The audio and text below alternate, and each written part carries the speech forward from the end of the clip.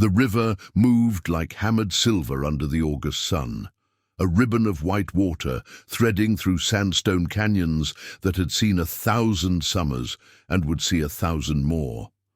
Along its western bank, cottonwoods whispered in the thermal drafts rising from the gorge, their shadows stretching long across the gravel where 3 teenagers kicked off their shoes and waded into the shallows. The water ran cold despite the heat, fed by snowmelt from peaks still visible to the north, and the stones beneath their feet were smooth as river glass. Marcus Holloway, 17 years old and broad-shouldered from 2 seasons of construction work, was the first to dive under, surfacing 20 feet downstream with a whoop that echoed off the canyon walls. His younger brother Tyler followed, then their cousin Elise, and for an hour they swam and floated and let the current carry them through a landscape unchanged since the first peoples walked its shores.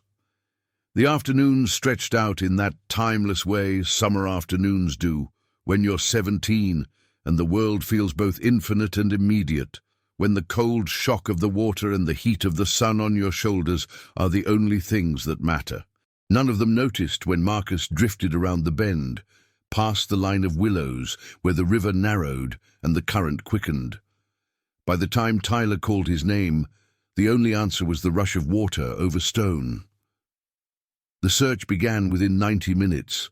Tyler sprinted back to the trailhead where their uncle's truck sat baking in the sun, drove to the ranger station 3 miles north, and by 4:30 that afternoon, the first teams were assembling at the put-in site. The county sheriff's department deployed 2 swift water rescue units, working downstream in inflatable boats, scanning the eddies and undercuts where a body might catch. K9 units walked the banks through dusk, handlers calling out coordinates over handheld radios as the dogs worked scent cones through the brush.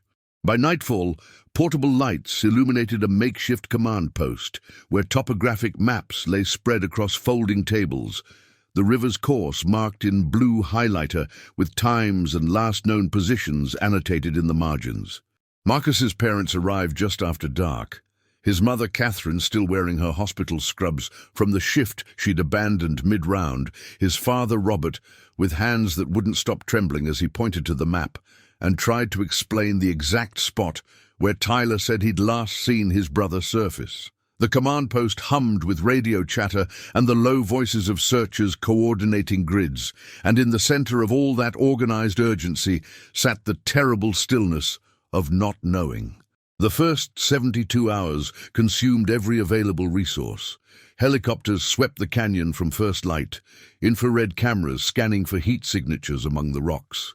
Dive teams probed the deeper pools where the river slowed, weighted lines dragging the bottom in careful grids. Volunteers walked every accessible mile of shoreline, calling Marcus's name until their voices went hoarse, checking every logjam and debris field for any sign of fabric or flesh. The river gave up nothing. On the 4th day, a senior search coordinator sat down with Catherine and Robert in a cramped office that smelled of coffee and old paper, and walked them through the statistics of cold water drowning, the way bodies behave in moving water, the seasonal patterns of deposition and recovery. He did not say the word recovery, but they heard it anyway. He explained that in rivers like this one, with its particular combination of flow rate and bottom composition, remains could travel significant distances before surfacing, sometimes weeks or months later, sometimes never. Catherine listened with the professional composure she'd developed through 15 years of nursing, asking technical questions about water temperature and decomposition rates. And Robert sat beside her, gripping her hand so hard his knuckles went white. The official search scaled back on day 7. On day 10, it was suspended pending new evidence. Marcus Holloway became a name on a list of unresolved disappearances, a case file in a grey cabinet, a photograph taped to the wall of his bedroom where his mother couldn't bring herself to take it down. But Catherine Holloway was not a woman who accepted silence as an answer. Within a month, she had learned the terminology of river dynamics, studied case files of similar disappearances across 3 states, and begun mapping the watershed downstream with the obsessive attention to detail that had made her an exceptional trauma nurse. She contacted families who'd lost loved ones to the same river system, assembled a network of amateur searchers who walked new sections every weekend, and maintained a database of water levels, seasonal flows, and historical deposition patterns. She learned to read the river's moods, to understand how spring runoff changed the bottom terrain, how debris accumulation shifted from year to year, how the canyon's geology created pockets and channels where objects could lodge for decades. Robert threw himself into advocacy work, testifying before the county commission about the need for improved signage, additional rescue resources, and mandatory life vest policies for commercial outfitters. He spoke at community meetings and river safety workshops, carrying laminated photographs of Marcus and statistics about drowning rates, transforming his grief into a kind of mission. Tyler, 18 now and haunted by the memory of his brother's face disappearing around that bend, enrolled in wilderness emergency medicine courses and spent his summers working search and rescue volunteer shifts. The family's grief became a kind of engine, driving them forward through seasons that blurred together in a succession of press conferences, vigils, and lonely walks along the riverbank where they'd lost him.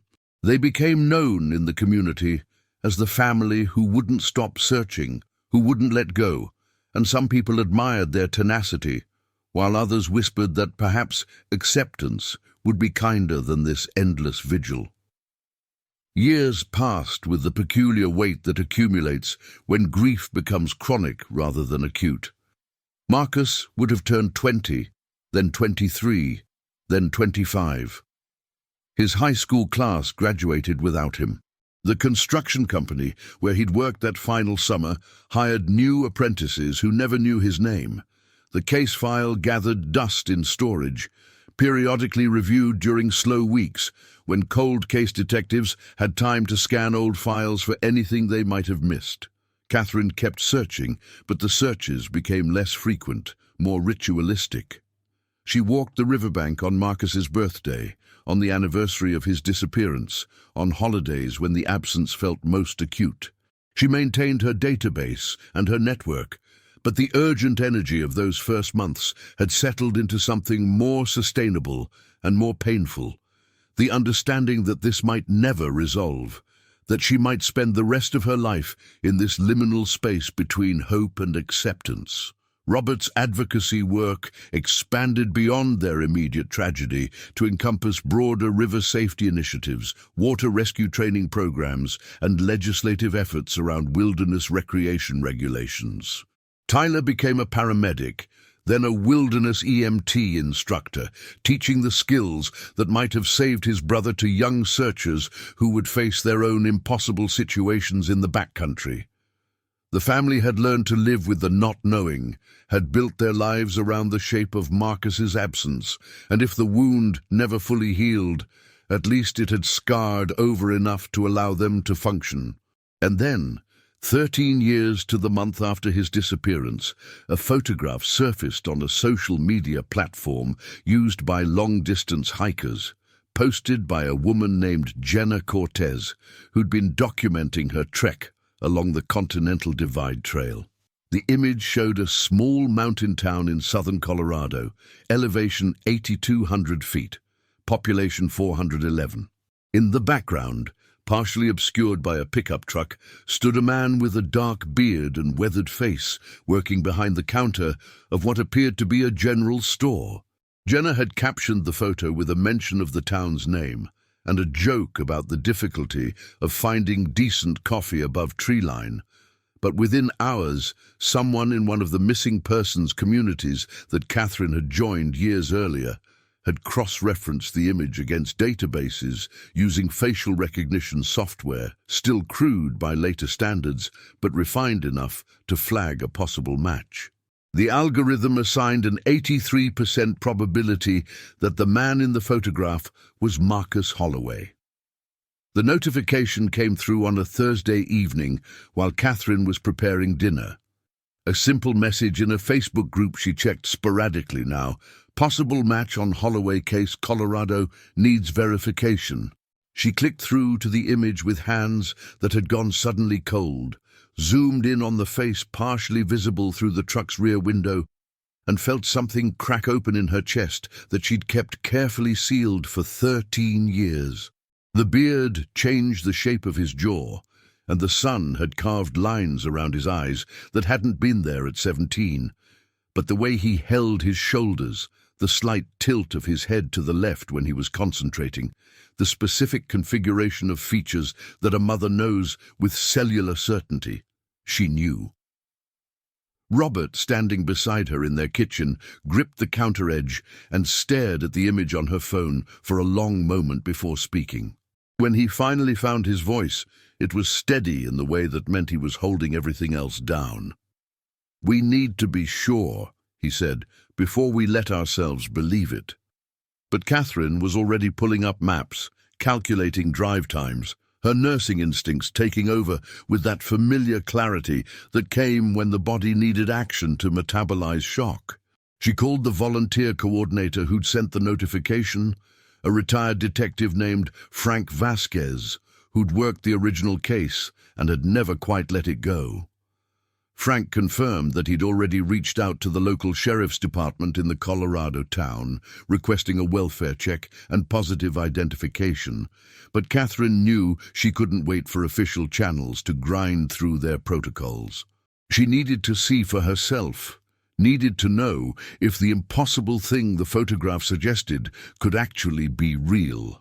The drive to the town took 11 hours. They left before dawn, Catherine at the wheel for the first shift, Robert navigating through mountain passes that climbed into thin air and stands of aspen turning gold with early autumn. Tyler met them at a truck stop in northern New Mexico, having driven through the night from the search and rescue training course he'd been teaching in Arizona. The three of them continued together, nobody saying much, each wrapped in their own thoughts about what they might find and what it would mean if the man in the photograph really was Marcus. They'd notified the local sheriff's department of their plans, but Catherine had insisted they arrive first, before any official intervention complicated what she still couldn't quite allow herself to name as reunion. The town materialized in late afternoon, a cluster of weathered buildings tucked into a valley where two creeks converged, surrounded by peaks that caught the last sunlight on their western faces. The general store sat on the main street, its paint faded to grey, a wooden sign creaking above the door. Catherine parked across the street. Her hands were shaking. Through the front window, she could see a figure moving behind the counter, stocking shelves with the efficient movements of someone who'd done the same task 1,000 times, and for a moment the entire world contracted to that single point of possibility.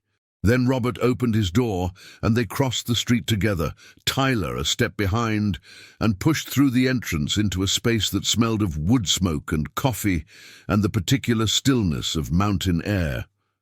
The man behind the counter looked up from the inventory sheet he'd been marking. For 3 heartbeats, nobody moved. Catherine saw recognition flicker across his face, not surprise, but something deeper and more complicated, as though he'd been waiting for this moment while simultaneously hoping it would never come. He was thinner than Marcus had been. His hands marked with scars she didn't recognize, his face weathered in ways that spoke of years spent outdoors in hard country. But when he spoke, the voice was unmistakable beneath the years that had roughed its edges. "Mom," he said, and the word came out like an exhalation he'd been holding for more than a decade. What followed was not the tearful embrace of television reunions. Catherine moved forward slowly, Robert and Tyler behind her, and Marcus, because it was him, undeniably him, stood very still as though any sudden movement might shatter whatever fragile equilibrium allowed this moment to exist. The store's owner, a woman in her 60s named Sarah Brennan, who'd been watching from the back room, quietly locked the front door and turned the sign to closed. She'd known Marcus for 9 years, had given him a job when he'd shown up in town looking half-starved and thoroughly lost, and in all that time he'd never mentioned a family. Now, seeing the way these 3 people looked at him, seeing the way his carefully constructed composure was crumbling, she understood that the silence he'd maintained had been built on something more complicated than simple estrangement. They sat in the cramped office behind the counter, surrounded by inventory ledgers and shipping invoices, and Marcus told them, haltingly, what had happened on that August afternoon 13 years ago.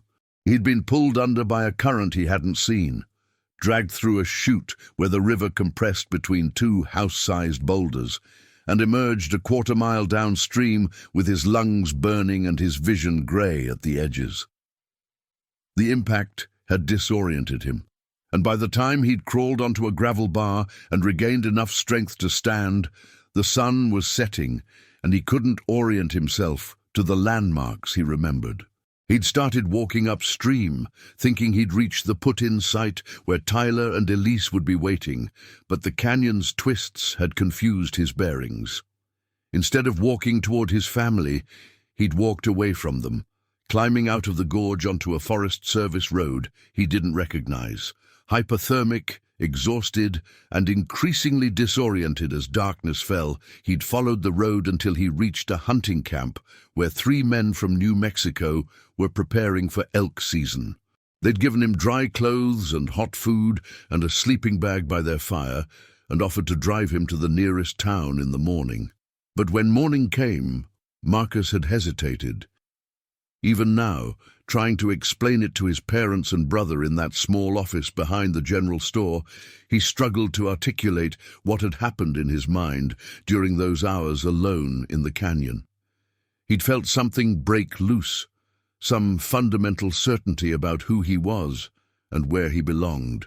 The terror of nearly drowning had cracked something open, and in that crack all his 17-year-old anxieties had come flooding through. The pressure of expectations, the path everyone assumed he'd follow, the feeling that he was performing a version of himself that didn't quite fit, the thought of returning to his old life, of walking back into that prescribed future, filled him with a panic as overwhelming as the panic he'd felt underwater. So when the hunters asked if he wanted that ride to town, he'd told them he'd had a fight with his family and needed a few days to cool off. It was true enough, if the fight was the one happening inside his own head. The hunters were kind but incurious, and when Marcus offered to help with their camp work in exchange for letting him stay, they'd agreed without asking too many questions. Days became weeks. The hunters broke camp at the end of September, offered Marcus a ride to Albuquerque, and from there he'd drifted. He'd known, even in those early weeks, that his family would be searching. He'd seen search helicopters from a distance while he was still with the hunting camp, had understood what they meant, but by then he was already trapped by the weight of what he'd done. Every day that passed made the distance back more impossible to cross. How could he explain that he'd survived, that he'd been fine, that he'd simply chosen not to come home? How could he face Tyler, who'd been there when it happened, who'd watched him disappear? How could he walk back into his mother's arms, knowing the pain his silence had caused?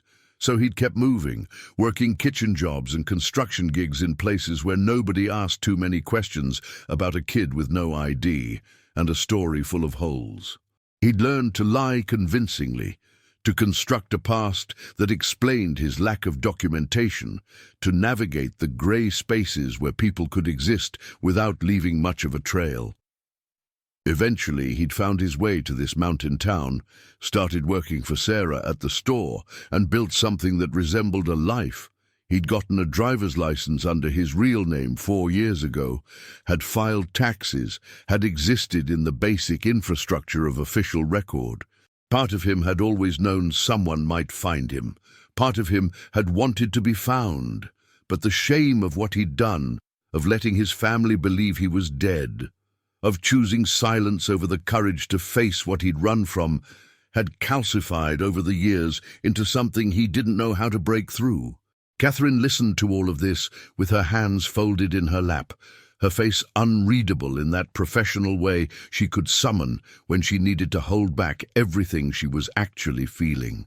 Tyler sat rigid in his chair, his jaw working as Marcus explained why he'd let his brother spend 13 years believing he'd failed to save him. Robert's hands were trembling again, the same tremor that had started the night Marcus disappeared and had never completely gone away. When Marcus finished, the silence in the room was absolute. Then Catherine asked the only question that mattered. "Do you want to come home?" Her voice was steady, but Marcus could hear everything underneath it, all the years of searching and grieving and refusing to give up. And the question wasn't really about physical geography. It was about whether he wanted to be her son again, whether he could bear to step back into the family he'd abandoned, whether home was even a place that still existed for him. Marcus looked at her, and then at his father, and then at Tyler, and something in his face crumbled. "I don't know if I can," he said. "I don't know if I'm the person you remember. I don't know if that person still exists." "Then we'll figure out who you are now," Robert said, and reached across the space between them to grip his son's shoulder. The touch seemed to break something in Marcus, and for the first time in the conversation, he started to cry. Not the dramatic sobbing of movie moments, but the quiet, exhausted crying of someone who'd been holding something too heavy for too long. Catherine moved then, crossing the small space to wrap her arms around him, and Robert joined her. And Tyler sat frozen for another moment before he too stood and put his hand on his brother's back. They stood like that for a long time, Sarah watching from the doorway with tears running down her face, and if it wasn't the reunion any of them had imagined during all those years of wondering, it was real, and that reality was enough to build on. If you've stayed with us through this journey, take a moment to subscribe so you don't miss the extraordinary human stories we bring you every week. The logistics of return were more complicated than the decision. Marcus had to be formally identified through DNA comparison, a process that took 3 weeks and required coordination between Colorado authorities and the jurisdiction where he'd originally disappeared. A detective assigned to the case conducted extensive interviews to rule out coercion, fraud, or any criminal involvement in the original disappearance, documenting Marcus's account in meticulous detail. The interviews were exhausting, forcing Marcus to revisit decisions he'd spent years trying not to examine too closely.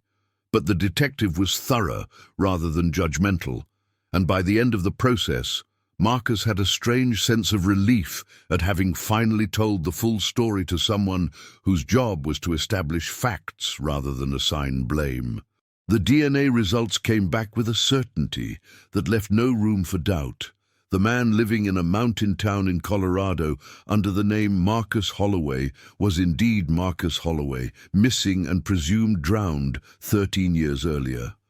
The media seized on the story within days of the initial report. A local news station got wind of the case from someone in the sheriff's department, and from there it spread through the usual channels: regional television, national cable news, social media platforms, where the story gained momentum through shares and commentary. Headlines screamed about the miracle survival, the mystery of why he'd stayed away, the family's long vigil finally rewarded. Catherine made the decision to release a brief statement confirming the identification while requesting privacy for the family. But the statement couldn't prevent the storm of coverage that followed. Amateur psychologists offered theories about trauma and dissociation on cable news panels. True crime podcasters devoted episodes to speculation about what had really happened in the canyon and why Marcus had chosen years of anonymity over reunion with his family. Catherine fielded interview requests from morning shows and documentary producers, declined them all, and focused instead on the harder work of bringing her son back into a world that had moved on without him. Tyler drove back up to Colorado 2 weeks after the initial identification. The reunion between the brothers happened in Sarah's store after closing, with Catherine and Robert stepping outside to give them privacy. What passed between them remained between them, but when they emerged 45 minutes later, Tyler's eyes were red, and Marcus was gripping his brother's forearm in a way that suggested something essential had been said, or forgiven, or simply acknowledged. That night, the four of them had dinner in the small apartment above the store, where Marcus had been living for the past 9 years, eating takeout from the town's only restaurant and speaking carefully around the enormous gaps in their shared history. It wasn't comfortable, and nobody pretended it was. Tyler asked questions about Marcus's life here, about how he'd spent his days, what he'd been thinking, whether he'd ever been happy. Marcus answered as honestly as he could, which meant admitting that happiness wasn't really the right word for what he'd felt, but that he'd found a kind of peace in the simplicity of stocking shelves and ringing up purchases and existing without the weight of other people's expectations. Tyler absorbed this with visible difficulty, and at one point asked the question Marcus had been dreading: whether he'd ever thought about what his disappearance had done to the brother who'd been swimming beside him that day. Marcus said yes, he'd thought about it constantly, and then he said he was sorry, and Tyler nodded, but didn't say it was okay, because it wasn't, and they both knew it. The legal complications took longer to resolve. Marcus had been declared legally dead after 7 years, a presumptive finding that had allowed Catherine and Robert to settle his minimal estate and move forward with certain financial matters. His resurrection, so to speak, required reversing that declaration, a process that involved petitions and court appearances and the peculiar bureaucratic challenge of proving that a dead man had come back to life. Meanwhile, questions arose about whether Marcus could be held accountable for the costs of the search operation 13 years earlier. The initial search had consumed significant public resources: helicopter time, personnel hours, specialized equipment, and some county officials argued that there should be financial consequences for what they characterized as fraud, or at minimum reckless disregard for the impact of his actions. A pro bono attorney who specialized in unusual civil cases took on the matter, arguing successfully that a 17-year-old in acute psychological distress couldn't be held liable for decisions made in the immediate aftermath of trauma, and that imposing financial penalties would set a dangerous precedent for anyone hesitant to come forward after a prolonged absence. The case was quietly settled with an agreement that Marcus would participate in public awareness campaigns about wilderness safety and the psychological impacts of survival experiences, a resolution that satisfied the county's interest in public good, without punishing someone who was, in the attorney's words, as much a victim of the situation as anyone else. Reintegration happened in stages, measured in months rather than weeks. Marcus spent Thanksgiving with his family that first year, sleeping in his old bedroom, where the posters on the walls were artifacts from another century, and the trophies on the shelf belonged to a person he barely recognized. He attended therapy sessions twice a week with a psychologist who specialized in complicated grief and identity reconstruction, working through the layers of shame and fear and dissociation that had kept him hidden for so long. He struggled with the noise and pace of the city where his parents lived, found himself anxious in crowds and overwhelmed by the constant stimulus of urban life, and often retreated to the quiet of the river trails where his disappearance had begun. Catherine walked with him sometimes, neither of them speaking much, just moving through the landscape that had taken him and in a strange way given him back. They didn't talk about forgiveness, because Catherine understood intuitively that forgiveness wasn't the right frame. Marcus hadn't wronged her by surviving, even if his survival had come with choices that caused immense pain. He'd been a kid who'd panicked and then gotten trapped by the consequences of that panic, paralyzed by shame and fear into a silence that grew harder to break with every passing year.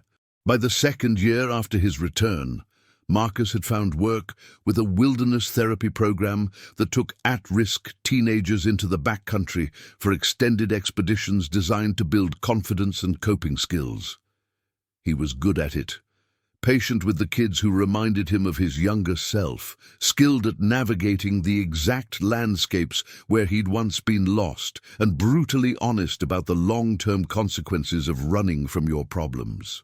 He spoke at schools sometimes, carefully and without melodrama, about how a single moment of panic can compound into years of isolation, about the courage required to ask for help, about the way shame operates in the human psyche to keep us trapped in patterns we know are destructive. The story of his disappearance and return became part of the broader conversation about mental health, adolescent development, and the ways people fall through the cracks of systems designed to catch them.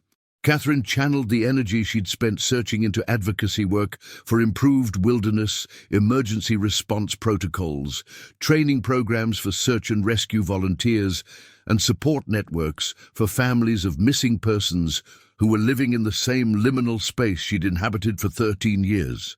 The foundation she established in Marcus's name funded research into behavioral patterns in survival situations, and provided grants to organizations working on early intervention for at-risk youth, particularly programs that address the kind of existential panic that had driven a 17-year-old boy to choose the unknown over the familiar.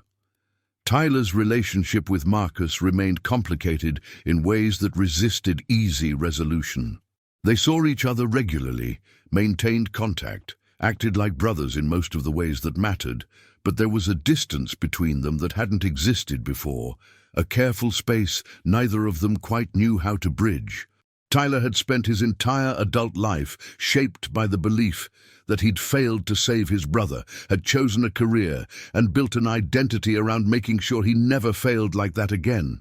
And the revelation that Marcus had been fine all along, that the failure was actually his choice to stay away, had disrupted the fundamental narrative Tyler had constructed about who he was and why.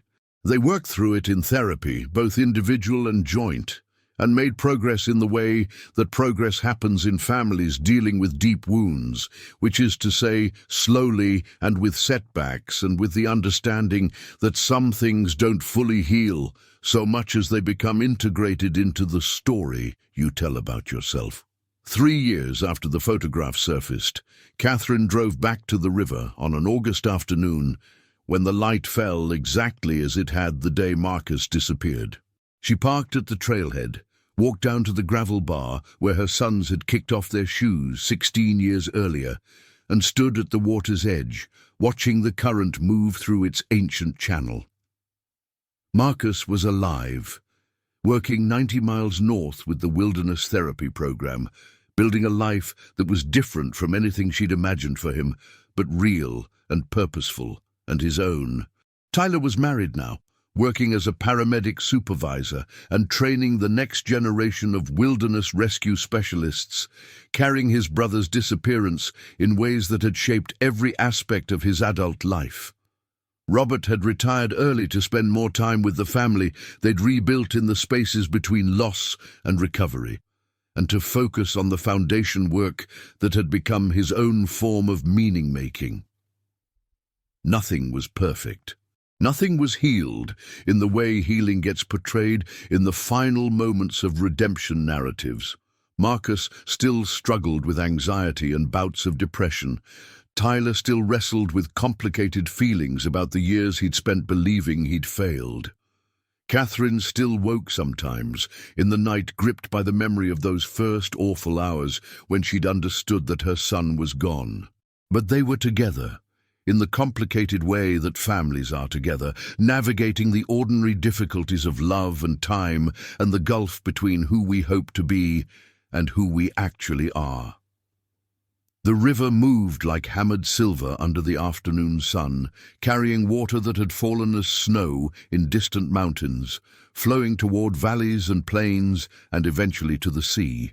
Catherine stood on the bank where she'd stood so many times during the years of searching, but she wasn't searching anymore. She was simply present, watching the water move, thinking about her son and the strange paths life takes and the way we're all carried by currents we can't always predict or control. The river had taken Marcus from her in one sense, but it had also been the catalyst that eventually brought him back, however circuitously, however painfully. She thought about the photograph that had surfaced after 13 years, about the algorithmic chance that had connected a hiker's casual social media post to the database Catherine had helped build, about all the contingencies and coincidences that had to align for her to find him. She thought about the thousands of families still searching, still waiting, still living in that terrible space of not knowing, and felt grateful in a way that was inseparable from sorrow for all the others who would never get what she'd gotten. After a while, she turned and walked back to her car, the sound of the river fading behind her as she drove north toward the city where Marcus would be arriving tomorrow for Sunday dinner, where Tyler and his wife would join them, where Robert would cook too much food the way he always did when the family gathered, where they would sit around the table and talk about ordinary things and extraordinary things and continue the slow work of building a family that could hold both the weight of what had been lost and the gift of what had been found. The photograph that had revealed Marcus alive after 13 years sat framed now in their living room, not as a shrine, but as a reminder that mysteries sometimes resolve in ways you can't anticipate, that people can be lost and found found again in different ways throughout a life, and that the work of loving each other through all of it is the only work that really matters. The river moved on, as it always had and always would, carrying its secrets and its stories toward the wider world beyond the canyon, and Catherine drove home through the golden light of late afternoon, at peace in the way that comes not from the absence of pain, but from the presence of purpose.